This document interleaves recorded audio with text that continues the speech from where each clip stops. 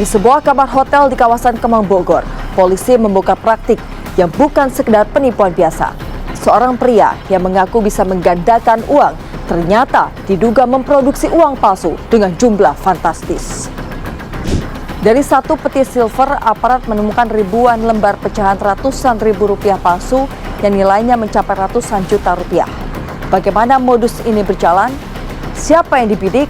Dan seberapa dekat uang palsu ini nyaris beredar di tengah masyarakat? Inilah AI Investigasi.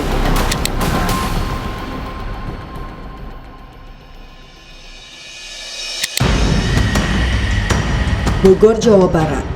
Sebuah kamar hotel di kawasan Kemang mendadak digerebek polisi. Pembuatan uang palsu diduga dijalankan secara diam-diam. Tersangka yang ditangkap adalah Mahfud alias MP, pria berusia 39 tahun yang disebut mengaku sebagai dukun pengganda uang.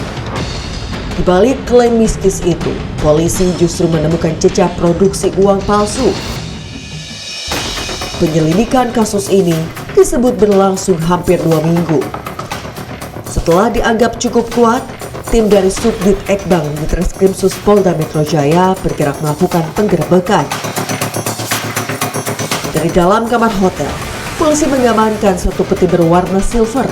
Isi peti itu bukan uang hasil ritual, melainkan lembaran uang palsu pecahan Rp100.000 dalam jumlah besar. Menurut polisi, uang palsu ini disiapkan bukan untuk transaksi biasa semata, tetapi untuk menjerat calon korban lewat modus penggandaan uang. Korban akan diminta menyerahkan uang, lalu dibuat percaya bahwa uangnya berhasil digandakan. Pelaku diduga menyiapkan seluruh elemen skenario itu dengan rapi.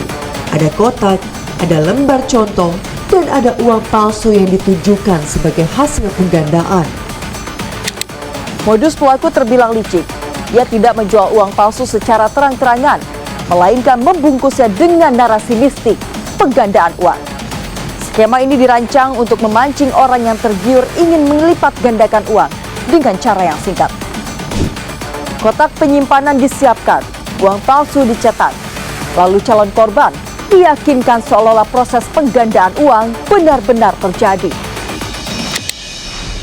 Cara produksinya pun terbilang sederhana, tetapi berbahaya. Pelaku disebut mengkopi uang asli pecahan Rp100.000 menggunakan printer.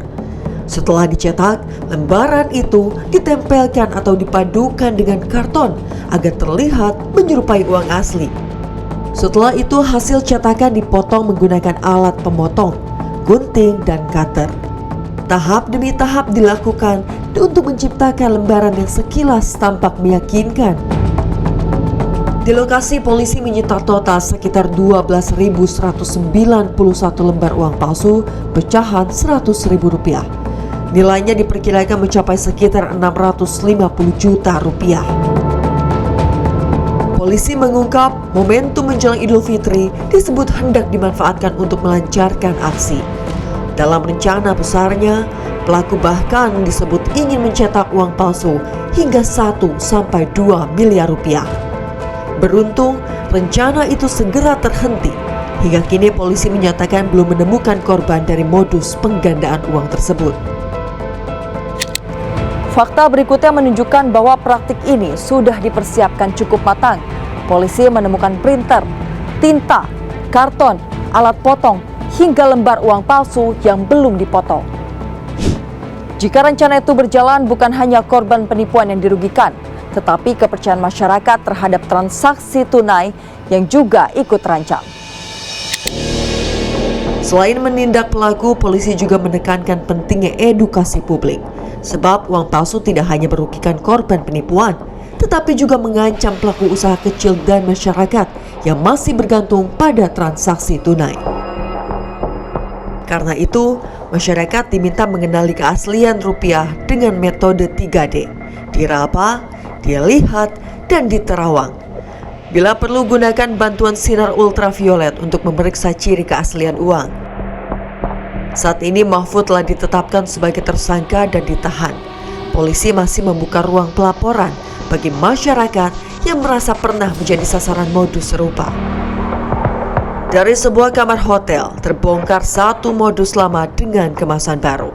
Bukan penggandaan uang, melainkan upaya menipu dengan uang palsu yang nyaris beredar di tengah masyarakat. Kasus ini menjadi pengingat bahwa uang palsu bukan hanya soal pelanggaran hukum, tetapi ancaman nyata bagi masyarakat. Karena itu, kewaspadaan menjadi benteng pertama.